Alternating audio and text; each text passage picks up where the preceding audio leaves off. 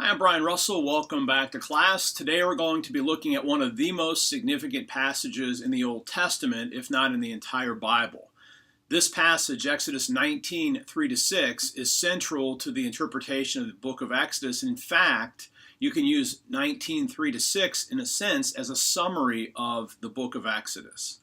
Because in 19, 3-6, what we learn is this: on the basis of the deliverance of the people from Egypt, Yahweh calls Israel into a covenant relationship in which God's people receive the status of a treasured possession, and they receive the peculiar vocation of serving as a kingdom of priests and a holy nation. In other words, Israel is invited to become a missional community that reflects God's character to the nations.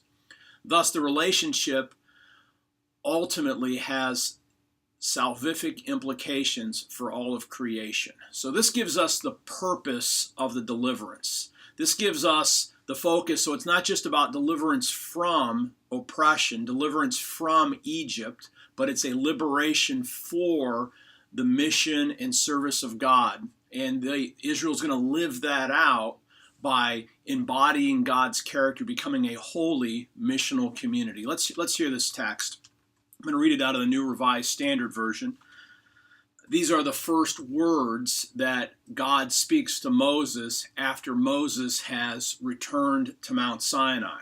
If you remember back to Exodus chapter 3, God had promised Moses that the sign that I'm with you, that will be that once you've delivered God's people from Egypt, you'll come back and worship me on this mountain. So now God has kept his word, and Moses has come up the mountain, and God speaks this to him. Then Moses went up to God. The Lord called to him from the mountain, saying, "Thus you shall say to the house of Jacob and tell the Israelites, you have seen what I did to the Egyptians, how I bore you on eagle's wings and brought you to myself. Now therefore, if you obey my voice and keep my covenant, you shall be my treasured possession out of all people. Indeed, the whole earth is mine. But you shall be for me a priestly kingdom and a holy nation. These are the words that you shall speak to the Israelites." Now, when we look at this text, we want to observe a couple of things. First of all, that the text opens up with similar phrasing. It's "thus you will say to the house of Jacob." This you will say to the people of Israel in verse 3. And then at the end of verse 6, we have the same phrase again. "You will speak these things to the Israelites." And so we have a framing, right? So we have verse 3 and verse 6, or really the verse 6b. This frames it out by talking about this in terms of speech, right? So these are the words. These are words for God's people.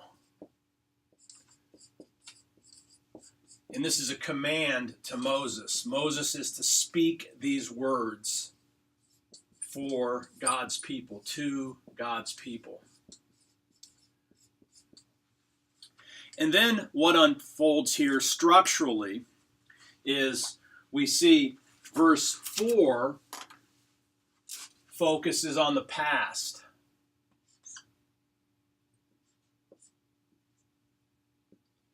What God has done.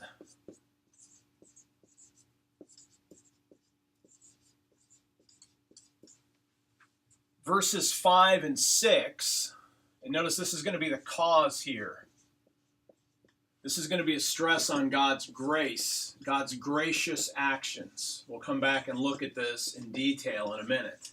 "You have seen what I've done to the Egyptians, how I carried you on eagle's wings and brought you to myself." What God has done, God's gracious actions. So notice the response here, God's grace, and then what happens. This is the cause.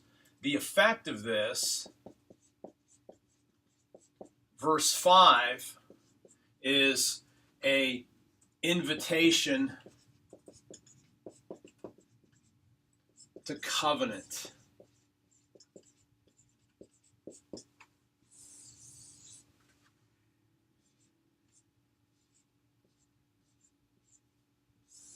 This is the third major covenant that we find in the Pentateuch.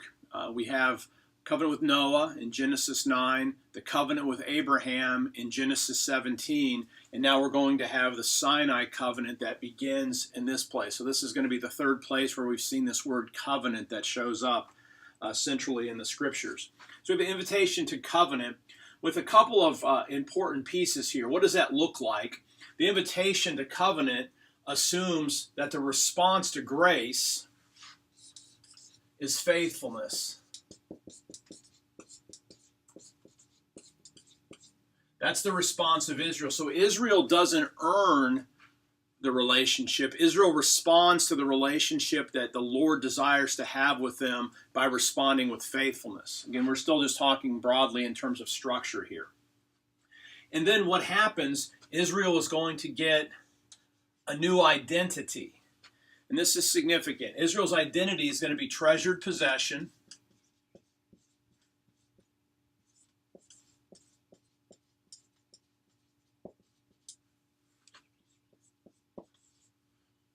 So what's it mean to be in covenant? It means that to establish this relationship with Israel is Yahweh's treasured possession.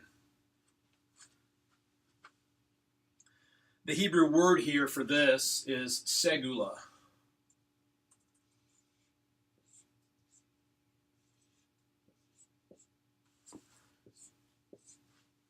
And the goal of all this ultimately, notice the ultimate effect here is going to be Israel takes on the vocation. What does it mean for Israel to be in a covenant relationship with the Lord? It's going to involve two things. And we're going to have these phrases, this twin phrase here, kingdom of priests or priestly kingdom.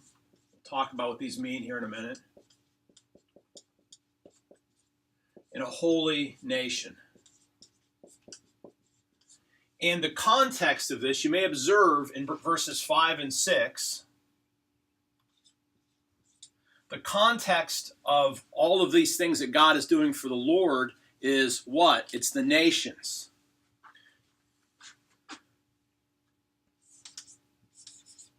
It's out of all nations you'll be my treasured possession. And then the claim is made that the whole earth belongs to the Lord.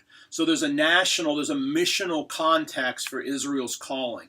And so God liberates Israel, not just for its own sake, but God liberates Israel for the sake of all the nations. Remember back to Exodus 9:16. I've raised you up for this purpose, that my name might resound in all the earth. That was what was spoken to Pharaoh. If we back up to Exodus 18, Jethro gives a testimony and gives thanks to what God has done. So that's God's glory, God's story is beginning to reverberate in the nations. That's the ultimate goal. So the goal of the Exodus is the blessing of all nations through this missional community. Again, incredibly significant to read the Old Testament correctly is to see that God isn't for Israel against the nations. God is for Israel for the sake of the nations. And so this reminds us of that. There's a missional calling for Israel.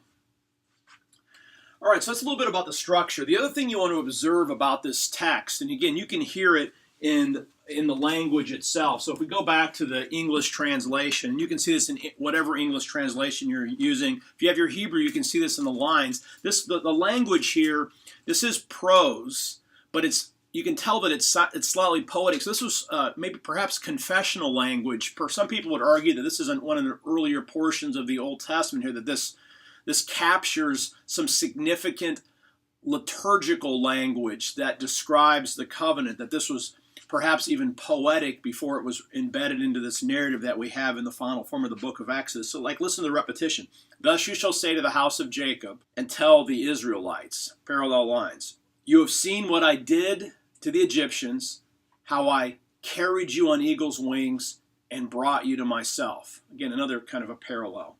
Now therefore, if you truly listen to my voice and keep my covenant, you'll be for me my treasured possession out of all peoples. The whole earth is mine, You'll be for me a kingdom of priests and a holy nation. These are the words you'll speak to the Israelites. So it's almost like we have a set of parallel lines that are running through this. So this brings significance to the text. This jumps out of the context, and it invites us to listen. Now, in terms of the structure of what's going to be coming next, I want to show how this fits into the broader structure. Now, again, Exodus 19, Israel's made it to Egypt. And you may recall, if we look at the rest of the Pentateuch, from Exodus 19, right, all the way through Numbers chapter 10, verse 10, this is the heart of the Pentateuch. Israel is at Sinai. So we want to remember that structure. Now, within the book of Exodus, this is significant because this is the actual first mention of covenant. So if we talk about how to break Israel's life with God down, we want to think about how the coming chapters of the book of Exodus are going to be structured. So we have Exodus 19, 3-6. This is what we would want to call, if we're going to use inductive Bible study language, this is a general statement. All right? This is the most general statement. And in particular, I'm talking about verses 5 and 6. This says, if you truly listen to my voice and keep my covenant, you'll be for me. And it lays these things out. So we have this general statement that essentially is faithful obedience.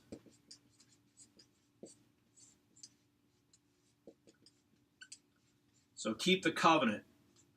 We'll have the word covenant. Okay, but what does that mean? What does it mean to truly listen to the Lord's voice and keep the covenant? Well, Exodus is going to give us an ethical framework for describing what that looks like. Again, many of us have communities of faith that have ethos statements, ethics statements that lay out detailed, specific principles. Now, one of the challenges of that is those things sometimes need to be updated because they use archaic language. But what I want you to see is that the Pentateuch models how to do ethical reflection that allows you to create contemporary ethos statements that are in tune with the original foundational principles. So the broadest category here is the response to God's covenant is faithfulness. So what does that look like then on the ground? Well, in the very next chapter, in Exodus chapter 20,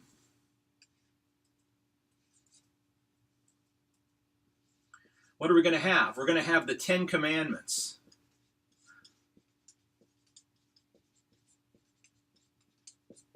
Notice then that we've gone from a general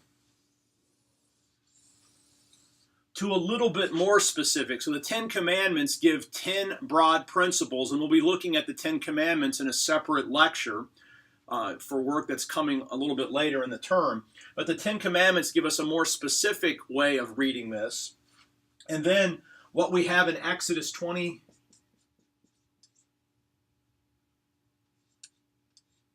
1 through 23, it's actually the last paragraph of chapter 20, but we'll just say 21 to 23. This is what's called the Book of the Covenant.